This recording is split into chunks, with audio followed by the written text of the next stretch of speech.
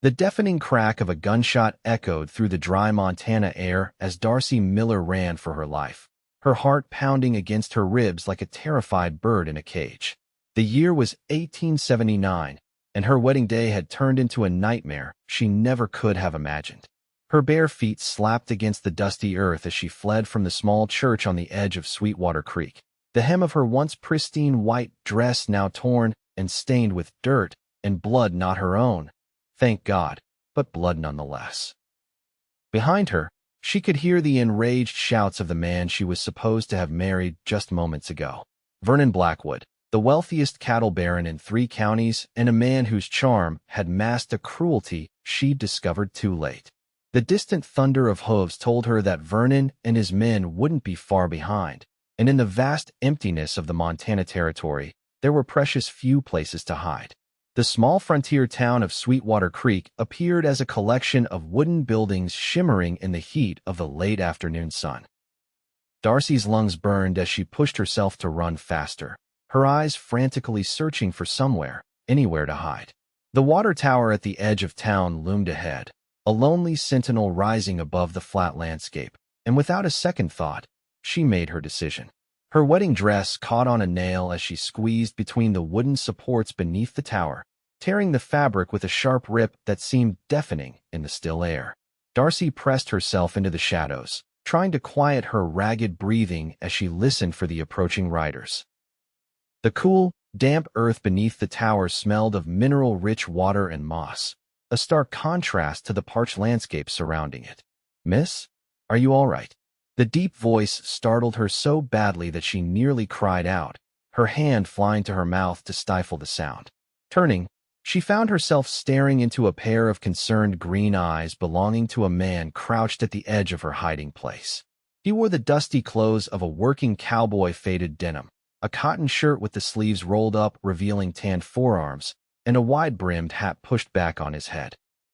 "Please," she whispered, tears stinging her eyes. "I don't want him to find me." The cowboy's expression hardened slightly as he glanced over his shoulder, seeming to listen for something. "Who's after you, madam?" "Vernon Blackwood." Her voice trembled as she said the name. "We were to be married today, but I couldn't go through with it. When I tried to leave, his best man pulled a gun and—" She couldn't finish the sentence, the memory of what had happened in the church too fresh and horrifying. Understanding dawned in the cowboy's eyes. "Blackwood," he repeated, his tone suggesting he knew the name all too well. "I'm Gabriel Thornton," he said, extending a calloused hand toward her. "And I reckon we'd better find you somewhere safer than this before Blackwood and his boys come riding into town." Darcy hesitated only a moment before placing her hand in his. "Darcy Miller." Gabriel nodded, helping her crawl out from beneath the water tower. "Pleased to meet you, Miss Miller, though I wish the circumstances were better." He glanced down at her torn dress and bare, dirt-stained feet. "You're in no condition to keep running. My horse is hitched just beyond that copse of trees. If you'll trust me, I can get you somewhere safe." The distant sound of galloping horses made the decision for her. "I don't have much choice but to trust you, Mr. Thornton." Gabriel led her quickly toward the trees, his movements confident but careful, keeping them out of sight of the main road. A beautiful chestnut horse stood waiting, looking up as they approached. Gabriel untied the reins and in one fluid motion, mounted the horse before extending his hand down to Darcy. "We don't have time for propriety," he said, his expression apologetic but urgent. "Can you ride with me?" Darcy gathered her tattered skirts and allowed Gabriel to pull her up behind him. She had barely settled when Gabriel urged the horse forward, keeping to the trees and away from open ground. Darcy wrapped her arms around his waist, feeling the solid warmth of him as the horse broke into a gallop. "Where are we going?" she asked, her voice nearly lost in the wind. "I've got a small cabin about 10 miles outside town," Gabriel called back. "It's not much, but Blackwood won't think to look there. At least not right away." Darcy pressed her cheek against Gabriel's back, feeling the rhythmic movement of his breathing and the strong beat of his heart. She didn't know this man, had no reason to trust him beyond the kindness he'd shown in helping her, and yet she felt safer with him than she had in months. Perhaps it was simply the relief of escape, or perhaps it was something in the gentle way he'd looked at her, with concern rather than the possessive hunger she'd grown accustomed to seeing in Vernon's eyes. They rode hard for nearly an hour, the landscape changing from the flat grasslands near town to more rugged terrain with scattered pine trees and rocky outcroppings. The sun was beginning to set, painting the Montana sky in brilliant oranges and pinks by the time Gabriel slowed the horse to a walk and guided it toward a small cabin nestled against a hillside. It was a modest structure, built of rough-hewn logs with a stone chimney rising from one end, but to Darcy, it looked like salvation. "It's not much," Gabriel said as he dismounted and helped her down, his hands strong and steady at her waist. "But it's dry and warm, and Blackwood doesn't know about it." "It's perfect," Darcy said sincerely, wincing as her bare feet touched the rocky ground. Her legs were stiff from the long ride, and she stumbled slightly. Gabriel caught her elbow, steadying her. "You're exhausted," he said, his brow furrowed with concern. "Let's get you inside. I've got some coffee and food, and you can rest while we figure out what to do next." Inside, the cabin was simple but neat. A stone fireplace dominated one wall, with a small table and 2 chairs nearby. A narrow bed with a patchwork quilt stood in one corner, and shelves holding books, cooking utensils, and other necessities lined another wall. Gabriel quickly lit a lamp, casting a warm glow throughout the space, then set about building a fire in the hearth. "Sit," he said, gesturing to one of the chairs. "You look ready to collapse." Darcy sank gratefully onto the chair, suddenly aware of every ache in her body. "Thank you," she said, watching as Gabriel's capable hand stacked kindling and struck a match. "For helping me. You didn't have to do that." Gabriel glanced up at her, the firelight casting shadows across his face. "I couldn't very well leave you hiding under that water tower." A small smile tugged at the corner of his mouth. "Besides, I've had my own run-ins with Vernon Blackwood. Man like that doesn't deserve the loyalty of a dog, let alone a wife." As the fire caught and began to warm the cabin, Gabriel filled a basin with water from a bucket and placed it at Darcy's feet.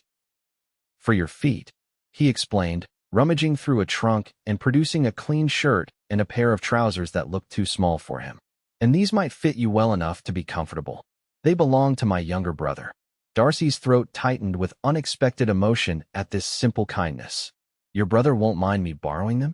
A shadow passed over Gabriel's face. "No, he won't mind. Thomas died 2 years ago.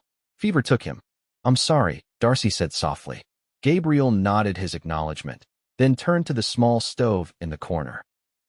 "I'll make us some coffee and heat up some beans. It's not much of a supper, but it'll fill your belly." While Gabriel busied himself with the food, Darcy washed her feet, wincing at the cuts and scrapes she'd accumulated during her desperate flight. She changed into the offered clothes behind a blanket Gabriel had thoughtfully hung for privacy, grateful to be free of the ruined wedding dress. Thomas's clothes were indeed a bit small, but clean and comfortable, and she rolled up the sleeves and pant legs to make them fit better. When she emerged, Gabriel had placed 2 steaming mugs of coffee and 2 plates of beans and biscuits on the table. He'd removed his hat, revealing thick dark hair that curled slightly at the ends, and washed the trail dust from his face.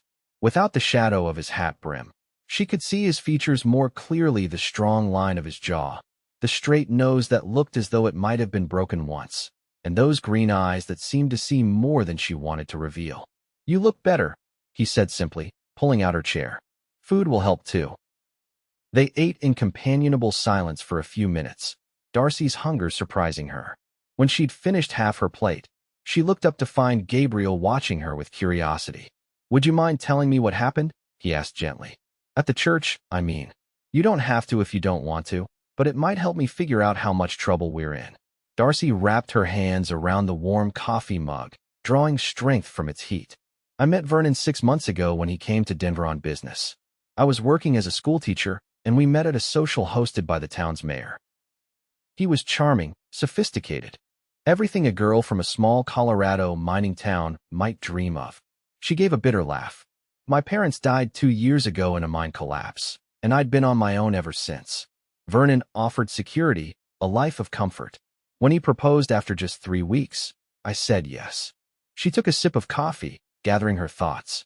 "It wasn't until we arrived in Montana that I began to see the real Vernon Blackwood. He's possessive, controlling. He has a terrible temper. She unconsciously rubbed her wrist where a bruise was fading to yellow. When I expressed doubts about the wedding, he convinced me it was just nerves. But today at the church, she swallowed hard. I couldn't do it. I couldn't say the words. When I tried to leave, his friend Silas pulled a gun. There was a struggle. The gun went off. Tears welled in her eyes. Reverend Michaels was hit. I don't know if he's alive or dead. Everyone was shouting, and I just ran. Gabriel listened without interrupting, his expression grave. When she finished, he reached across the table and lightly touched her hand. Blackwood's reputation precedes him. His first wife died under mysterious circumstances about 5 years ago. Officially, she fell from her horse, but there were rumors. Darcy felt a chill run through her that had nothing to do with the evening air.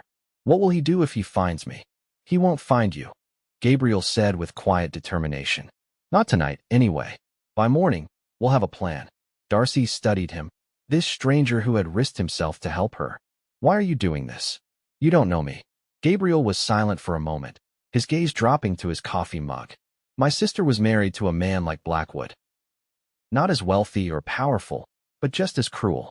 She endured it for years before she finally fled. By then, the damage was done. His voice grew softer. She took her own life 6 months later. I wasn't there when she needed me. I can't change that, but I can help you. Darcy reached out and covered his hand with hers. I'm so sorry about your sister. Gabriel nodded, then stood and cleared their plates. You should take the bed. I'll sleep by the fire.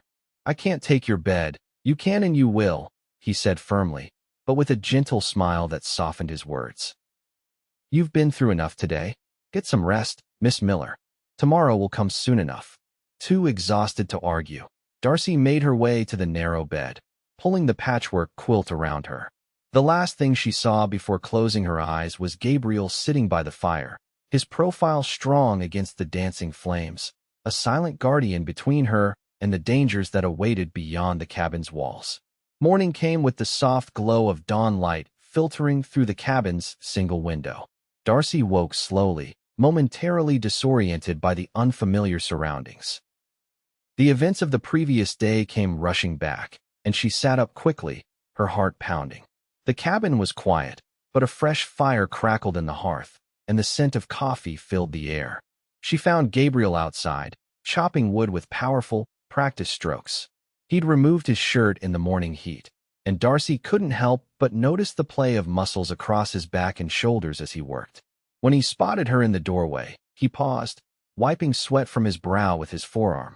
Morning, he said, setting down the axe and pulling his shirt back on. Sleep well. Better than I expected, she admitted. Thank you. Gabriel nodded toward the cabin. There's coffee inside, and I managed to rustle up some eggs for breakfast. Over breakfast, they discussed their options. Sweetwater Creek isn't safe for you, Gabriel said, refilling her coffee cup. Blackwood practically owns the town. Sheriff Miller is his second cousin, and Judge Patterson owes him money. Even if the Reverend survived and could testify about what happened, your word against Blackwood's won't count for much. Darcy's shoulders slumped. I have a friend in Denver who might help, but it's a long journey. Gabriel considered this. Denver is a possibility, but Blackwood has connections there too. You need somewhere beyond his reach. Where would that be? He's one of the richest men in the territory. Gabriel's expression grew thoughtful. California, maybe. Or Oregon. Somewhere you could start fresh where no one knows your name or his. The reality of her situation settled heavily on Darcy. I have no money, no possessions beyond the clothes I'm wearing. How would I even get there? I've been saving, Gabriel said after a moment's hesitation. Not much, but enough to get you to Sacramento, maybe. I know some people there who could help you find work. Darcy stared at him, stunned by the offer. I couldn't take your savings. You've already done so much. What else would I use it for? He asked with a shrug. Been planning to go west myself one of these days. Then come with me, Darcy said impulsively, surprising herself as much as him. We could both start fresh. Something flickered in Gabriel's eyes, hope, perhaps, or longing, but it was quickly replaced by practicality. It's not that simple. I've got responsibilities here. The ranch I work for, they're good people. Short-handed already. Before Darcy could respond, the distant sound of hoofbeats reached them. Gabriel moved swiftly to the window, his body tense as he peered out. "Riders coming," he said, his voice low and urgent. 4 of them. Could be Blackwood's men. Darcy's heart leapt into her throat. How did they find us? Doesn't matter now. We need to move. Gabriel grabbed his rifle from above the door and handed Darcy a small revolver. Ever fired one of these? She shook her head, eyes wide. Simple enough. Point and squeeze the trigger. But let's hope it doesn't come to that. He moved efficiently around the cabin, gathering supplies and stuffing them into a saddlebag. There's a hidden path behind the cabin, leads up into the hills. If we can reach it without being seen, we might lose them in the higher country. Darcy slipped the revolver into the pocket of Thomas's trousers and grabbed her ruined wedding dress from where it hung over a chair. At Gabriel's questioning look, she said, "Evidence. If we need to prove what happened at the church." He nodded in approval. Smart thinking. They slipped out the back door of the cabin just as the riders came into view at the edge of the clearing. Gabriel led his horse from the small lean-to stable, keeping the cabin between them and the approaching men. With a boost from Gabriel, Darcy mounted, and he swung up behind her, taking the reins and guiding the horse toward a nearly invisible path that wound up into the pine-covered hills. They had just reached the tree line when a shout went up behind them. "There they are, up in the trees. Hold on," Gabriel murmured in her ear, and then they were galloping, branches whipping past as the horse navigated the narrow trail with sure-footed speed.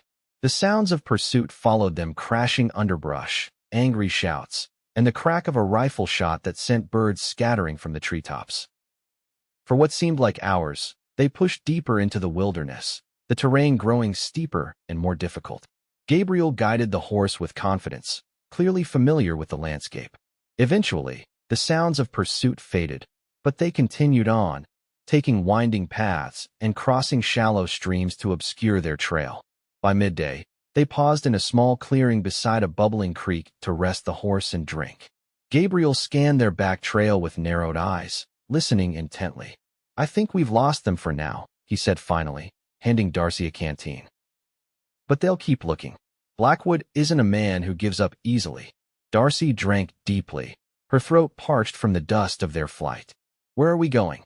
"There's an old trapper's cabin about 15 miles further up," Gabriel replied, splashing water on his face and neck. "Belonged to a friend of my father's. Not many people know about it. We can rest there tonight, figure out our next move." As Darcy handed back the canteen, their fingers brushed, and she felt a small jolt of awareness pass between them. Gabriel held her gaze for a moment longer than necessary before looking away, checking the horse's saddle girth with careful attention. "Thank you," she said softly, "for risking everything to help me." Gabriel glanced up, a half-smile tugging at his mouth. "Don't thank me yet, Miss Miller. We've still got a long way to go." "Darcy," she corrected. "After all this, I think you should call me Darcy." His smile widened slightly. "Darcy it is, then." They continued their journey through the afternoon, the landscape growing wilder and more beautiful as they climbed. Darcy found herself marveling at the towering pines, the glimpses of distant snow-capped peaks, and the occasional deer that bounded away at their approach. Despite the danger that had driven them here, she couldn't help feeling a sense of freedom she hadn't experienced in months. The trapper's cabin was even more rustic than Gabriel's, little more than a one-room shelter with a stone fireplace and a dirt floor, but it was secluded and defensible, nestled in a small hollow surrounded by dense forest. Gabriel tended to the horse, while Darcy gathered kindling for a fire, the two of them falling into an easy rhythm of cooperation. As darkness fell, they sat beside the small fire Gabriel had built, eating jerky and dried apples from his provisions. The night was cool at this elevation, and Darcy wrapped herself in a blanket he'd pulled from his saddlebags. "We should reach the Northern Railroad spur by tomorrow afternoon if we start early," Gabriel said, studying the worn map he'd spread between them. "From there, you could take a train west." Darcy traced the thin line of the railroad with her finger. "And what about you? Will you go back to your ranch?" Gabriel poked at the fire with a stick, sending sparks swirling upward. "Not right away. I need to make sure you get safely on that train first." "And then what? Go back to face Blackwood's anger? He'll know you helped me." "I can handle Blackwood," Gabriel said, though the tight set of his jaw suggested it wouldn't be simple. Darcy studied his profile in the firelight, this man who had put himself at risk for a stranger. In the day and a half since he'd found her beneath the water tower, she'd learned that he was kind, capable, and possessed a quiet strength that had nothing to do with physical power. She'd also noticed the way his eyes crinkled at the corners when he smiled, the gentle way he handled his horse, and how he always made sure she ate before he did. "You never told me why you were by the water tower yesterday," she said, realizing she knew almost nothing about his life before their paths crossed. "Just luck, I suppose," Gabriel said, but then shook his head slightly. "No, not luck. I was in town picking up supplies for the ranch. Heard the commotion at the church, saw you running. Followed to make sure you were all right. So you knew who I was? Before you found me." Gabriel met her eyes across the fire. "I knew you were Blackwood's intended bride. Everyone in the county knew about the wedding. But I didn't know you." He emphasized the last word. "I didn't know you were brave enough to run from a man like that, even knowing what it might cost you." His words warmed her more than the fire. "I don't feel brave," she admitted. "Most of the time, I feel terrified." "Courage isn't about not feeling fear," Gabriel said quietly. "It's about doing what's right despite it." They fell silent, each lost in their own thoughts as the fire burned low. Eventually, Gabriel stood and stretched. "You should get some sleep. I'll take first watch." "Wake me in a few hours," Darcy insisted. "You need rest too." Gabriel nodded, though she suspected he had no intention of waking her. She settled onto a bed of pine boughs he'd prepared, pulling the blanket tight around her against the mountain chill. Despite the hard ground and the worry that gnawed at her, the rhythmic sound of Gabriel checking his rifle and moving quietly around the cabin lulled her towards sleep. She was drifting on the edge of consciousness when she heard him speak, so softly she almost missed it. "I won't let him hurt you," he murmured, and though she knew he thought her asleep, the fierce protectiveness in his voice followed her into her dreams. Morning brought a misty rain that shrouded the mountains in gray veils. They ate a quick breakfast of the last of their provisions and set off, Gabriel leading the horse along a treacherous path that wound down the mountainside. The going was slow, the ground slippery with rain, but Gabriel moved with the confidence of a man who knew the land intimately. "How do you know these mountains so well?" Darcy asked, holding a branch aside as they navigated a particularly steep section. "My father was a trapper and guide," Gabriel replied, reaching back to help her over a fallen log. "Taught me and Thomas everything he knew about living in the wilderness."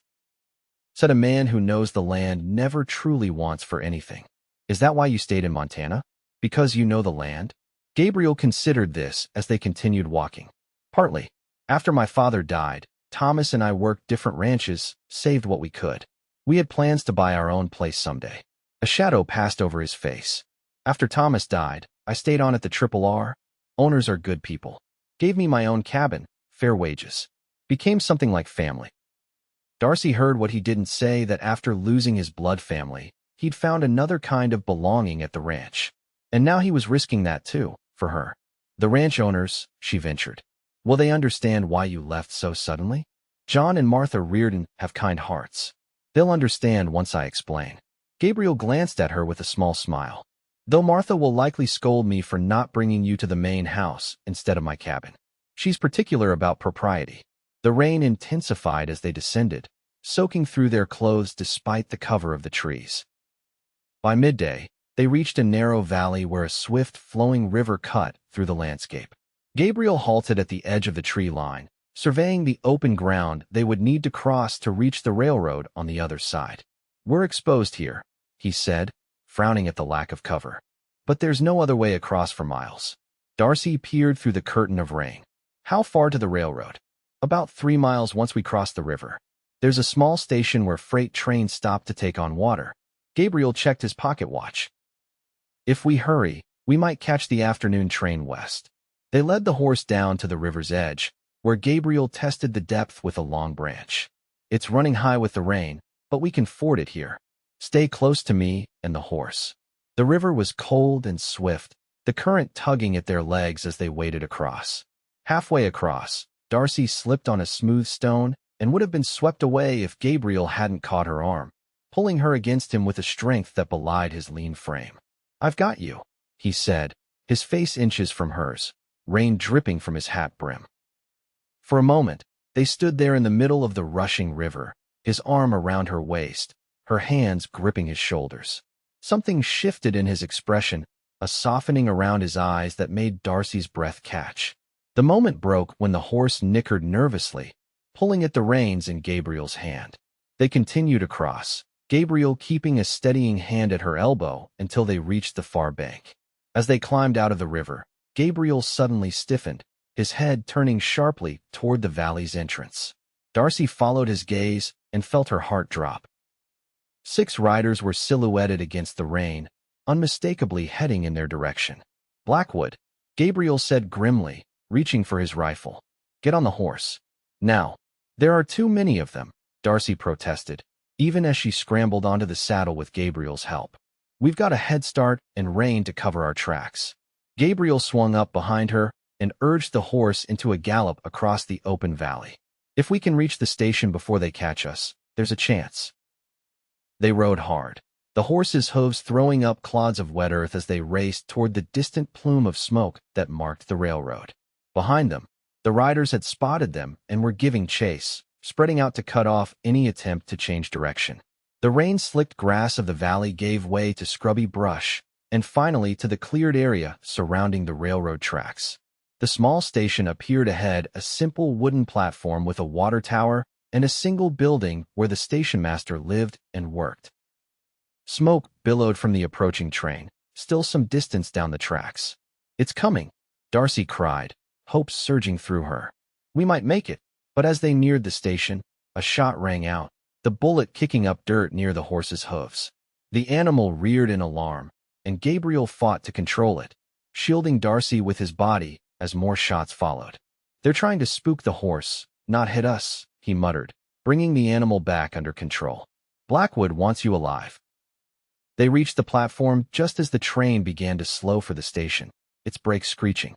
Gabriel dismounted in one fluid motion and helped Darcy down, pulling her toward the small station building where a startled-looking man in a railroad uniform had emerged at the commotion. "Those men are trying to kill us," Gabriel said rapidly, pressing money into the station master's hand. "The lady needs to be on that train when it leaves." The station master glanced nervously at the approaching riders, then at the money in his palm.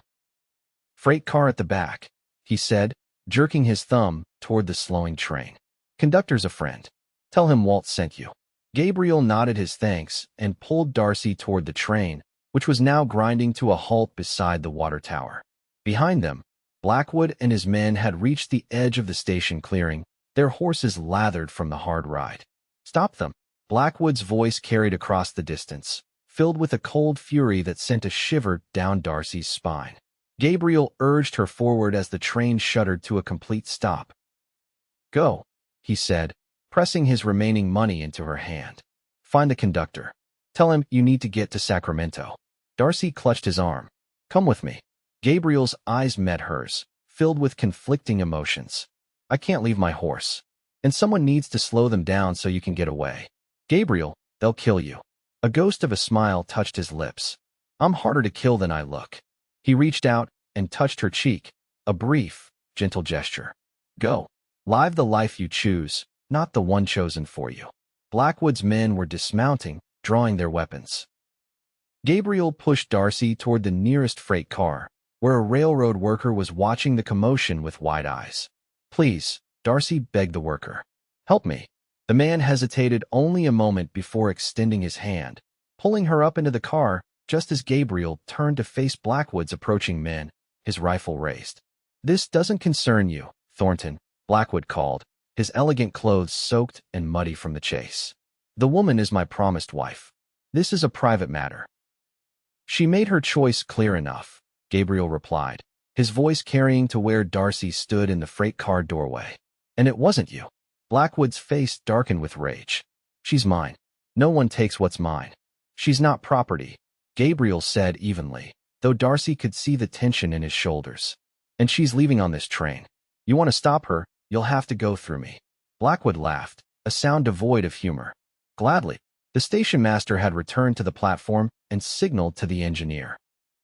With a hiss of steam and the clank of metal, the train began to move, slowly pulling away from the platform. "Gabriel!" Darcy cried, torn between the escape the train offered and the man who had risked everything to get her here. Gabriel glanced back at her, and in that unguarded moment, she saw everything he hadn't said: regret for the future they wouldn't have, determination that she should escape, and something deeper, something that might have grown into love if they'd had more time. Blackwood saw his opportunity in Gabriel's distraction and lunged forward, but Gabriel was quicker. He fired a warning shot that kicked up dirt at Blackwood's feet, forcing him back. The train was gathering speed now, the platform falling away behind it. The last thing Darcy saw before the station disappeared from view was Gabriel standing firm, his rifle raised, keeping Blackwood and his men at bay while the train carried her to safety. She sank to the floor of the freight car, tears streaming down her face as the rhythmic clatter of the train's wheels carried her farther and farther from the man who had saved her life, and perhaps her soul. The conductor found her there an hour later, huddled against a crate of mining equipment. He was a kind-faced older man who listened to her story, or at least the parts she was willing to share without judgment. When she mentioned Walt had sent her, he nodded and helped her to a more comfortable seat in the caboose, bringing her a cup of hot coffee and a sandwich from his own lunch pail. "Train's bound for Cheyenne," he told her. "From there, you can get a connection west to Sacramento if that's where you're headed." Darcy nodded numbly, staring out the window at the passing landscape. All she could see was Gabriel standing on that platform, facing down 6 armed men for a woman he barely knew.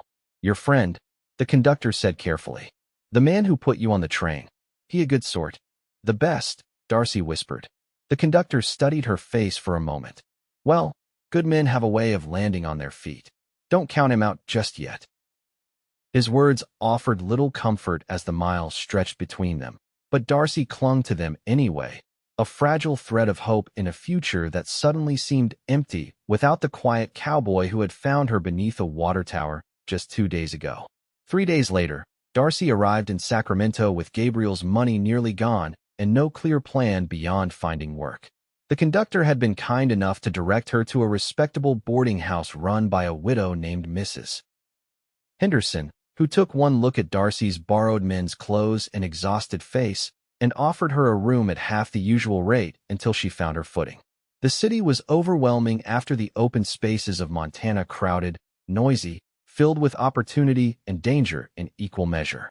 Darcy found work as a shop assistant in a small bookstore, using her education to her advantage. The owner, Mr. Phillips, was impressed by her knowledge of literature and paid her fairly, allowing her to slowly rebuild her life. But at night, alone in her small room at the boarding house, she would take out the torn and stained wedding dress, the only tangible reminder of her brief time with Gabriel, and wonder what had happened to him. Had he escaped Blackwood's men, returned to his ranch, or had his determination to ensure her freedom cost him his life? As summer faded into autumn, Darcy settled into her new life.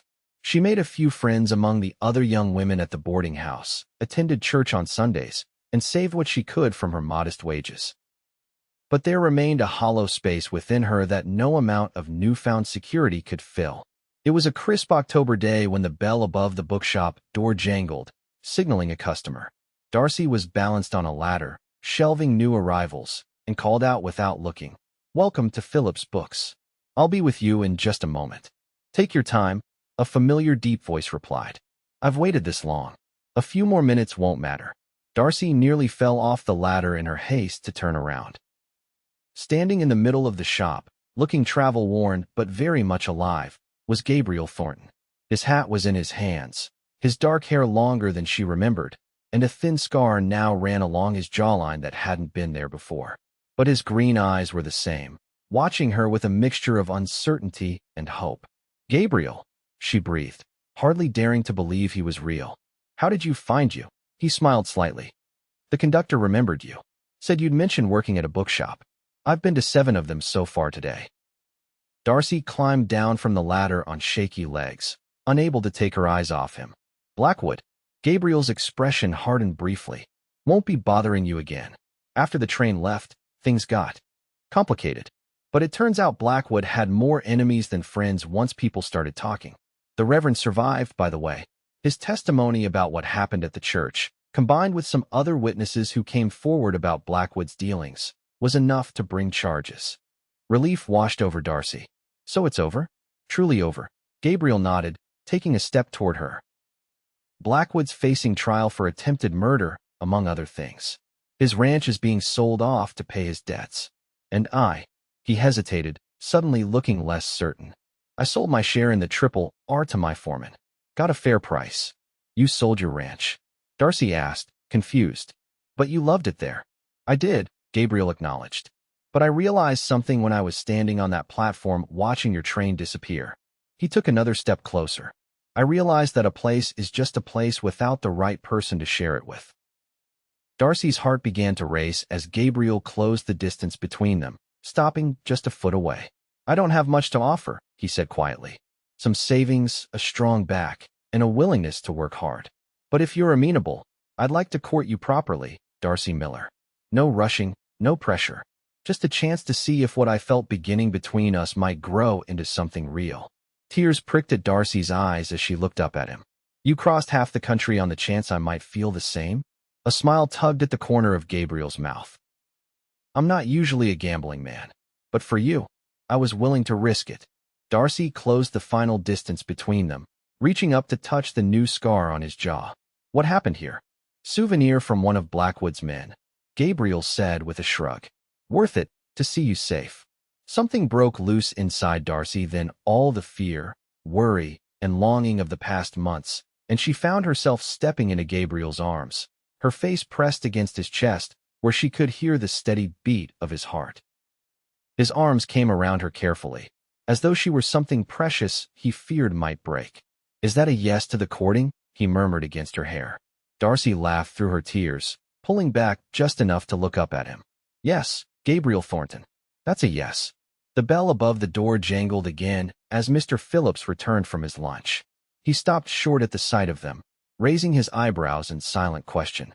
Mr. Phillips, Darcy said, composing herself but not stepping out of Gabriel's loose embrace.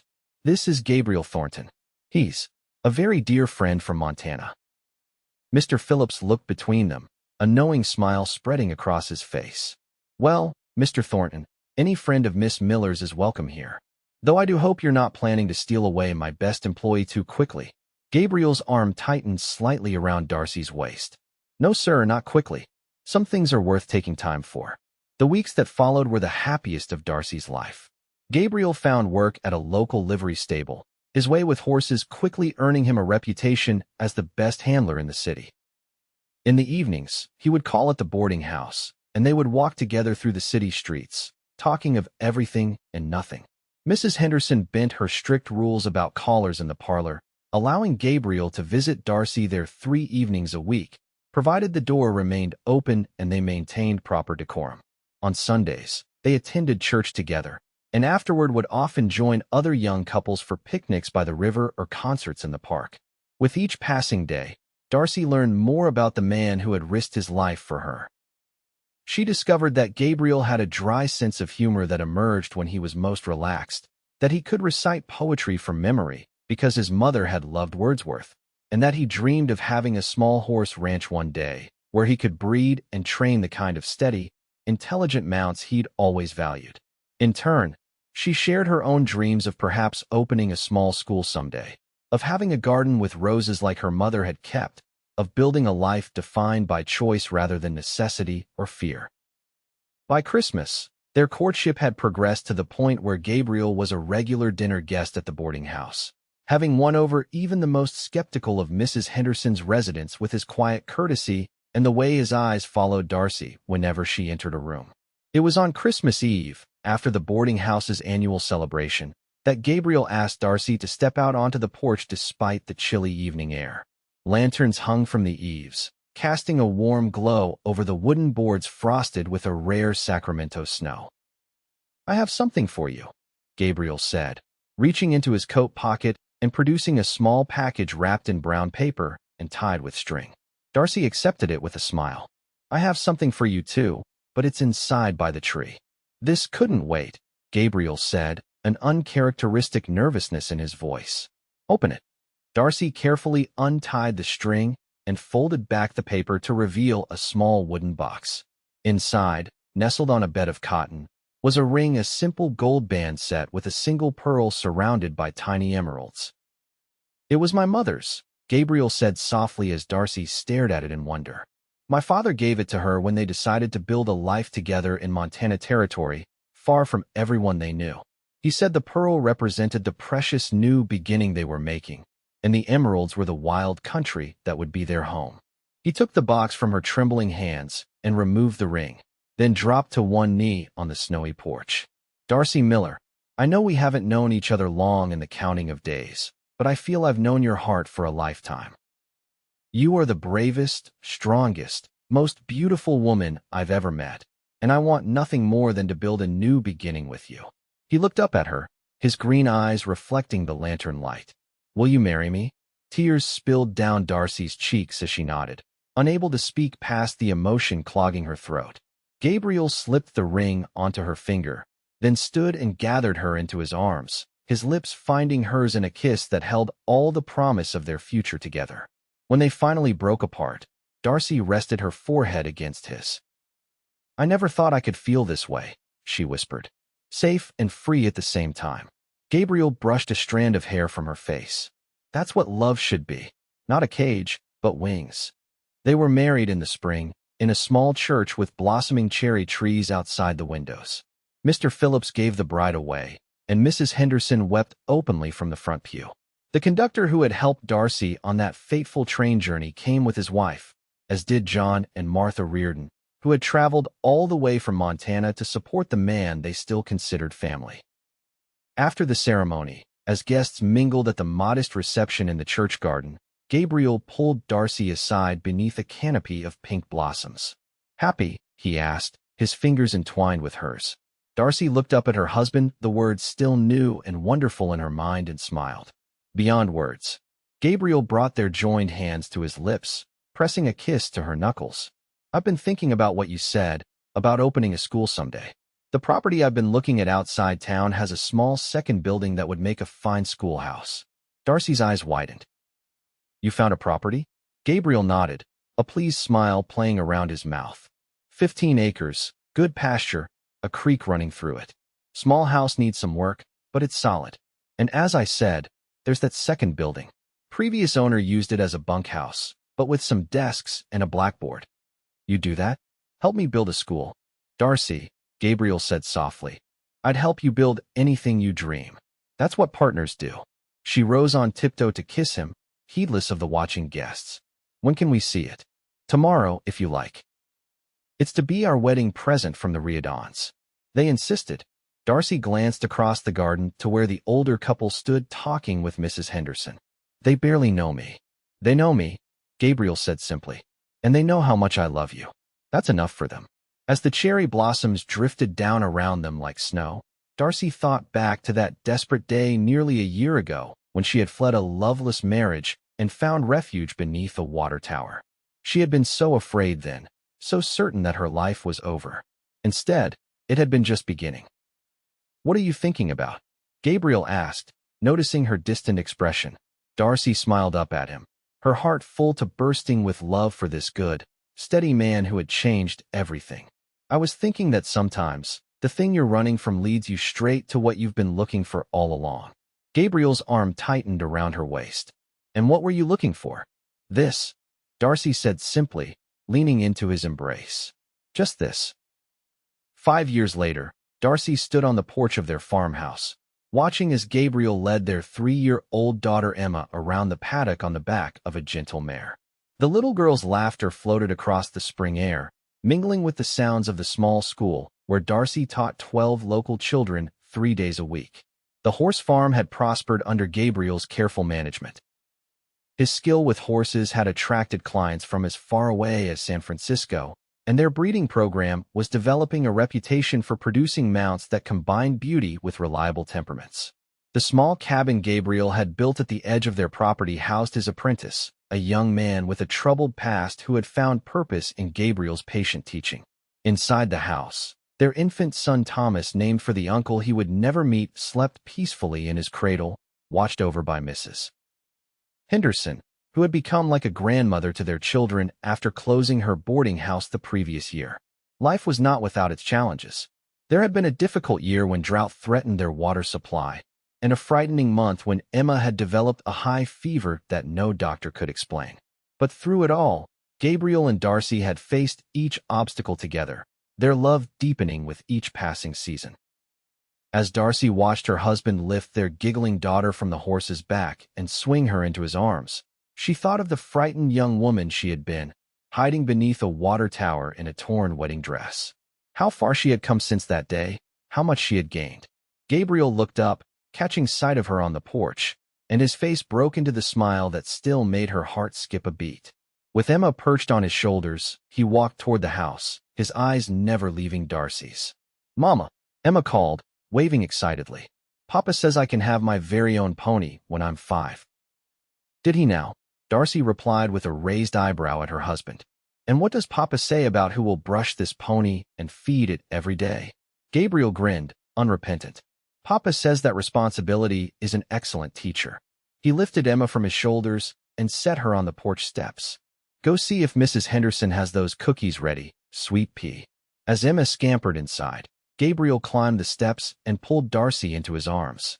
"You're a sight for sore eyes, Mrs. Thornton," he murmured, pressing a kiss to her temple.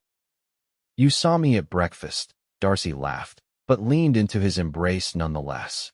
"Too long ago," Gabriel replied, his voice growing serious. "Every minute away from you feels too long." After 5 years of marriage, such declarations still had the power to make Darcy's cheeks flush with pleasure. "Charmer," she accused lightly. Gabriel's hand came up to cup her face, his thumb tracing the curve of her cheek. "Just honest." From inside the house came the sound of Emma's excited chatter and Mrs. Henderson's patient responses. The school bell rang in the distance, signaling the end of the day for Darcy's assistant teacher and her afternoon pupils.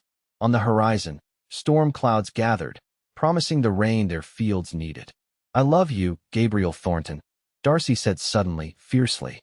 "Every day, I thank God for bringing me to that water tower." Gabriel's eyes darkened with emotion. "And I thank God I found you there." He leaned down to kiss her properly, a kiss that held all the passion, tenderness, and commitment that had carried them through these years together. When they broke apart, Gabriel rested his forehead against hers. "You know, I never did ask. What made you choose that water tower to hide under?" Darcy laughed softly. "I had no plan. I was just running, and it was the first place I saw that offered any shelter." She wrapped her arms around his waist. "But now I think perhaps it wasn't chance at all." "No, no." She smiled up at him. This man who had become her heart's home. "I think I was always running toward you, even when I didn't know you existed." Gabriel gathered her closer, his arms strong and sure around her. "And I'll always be there to find you," he promised. "No matter where life takes us next." As the first drops of rain began to fall, they stood together on the porch of the home they had built, surrounded by the life they had created, a life of purpose, joy, and abiding love that had begun with a desperate flight and a chance encounter beneath a water tower in the wild Montana territory. In the years that followed, their family continued to grow, not just with the addition of another daughter 2 years later, but with the community that formed around their farm and school. Gabriel's reputation as a horse trainer brought a steady stream of clients and apprentices, while Darcy's small schoolhouse expanded to accommodate 30 students from neighboring farms and ranches. The story of how they met became a favorite tale requested by their children at bedtime, though Gabriel and Darcy carefully edited certain details for young ears. Emma, their firstborn, inherited her father's way with horses and her mother's love of books. Young Thomas grew into a thoughtful boy with his uncle's name and his father's quiet strength. And little Sarah, their youngest, combined her mother's determination with her father's gentle heart. When Darcy celebrated her 40th birthday, Gabriel surprised her with a journal bound in soft leather, its pages filled with his recollections of their life together, beginning with that fateful day beneath the water tower and continuing through the births of their children, the building of their home, and all the small, precious moments that had shaped their marriage. On the final page, he had written words that summed up their journey. "You ran from a man who saw you as property to be possessed. You ran toward a future you couldn't yet imagine. And somehow, By God's grace, our paths crossed beneath that water tower. You asked me once if I believed in fate. I didn't then. I do now. For what else could have brought us together at that precise moment when you needed someone to help you escape, and I needed someone to remind me what it meant to be brave?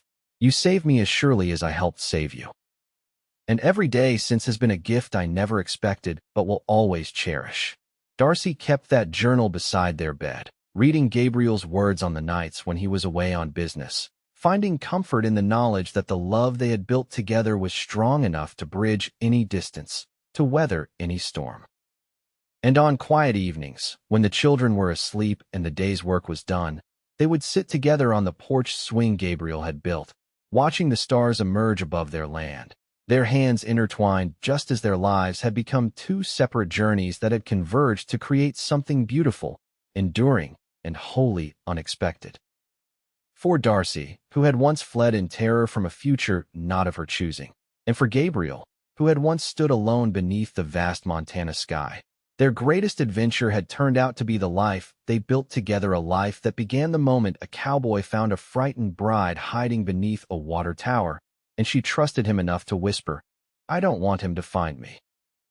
In that moment of vulnerability and courage, they had found not just safety or escape, but the first threads of a love story that would continue to unfold across the decades, proving that sometimes the bravest thing a person can do is run away from what is wrong so they can run toward what is right. And in the end, that was the lesson they passed to their children and grandchildren. That true love doesn't constrain or possess, it liberates. It provides not walls, but wings. It offers not ownership, but partnership. And sometimes, it begins in the most unexpected places, even beneath a water tower in the wild Montana territory, where a desperate young woman and a kind-hearted cowboy discovered that helping each other would ultimately save them both.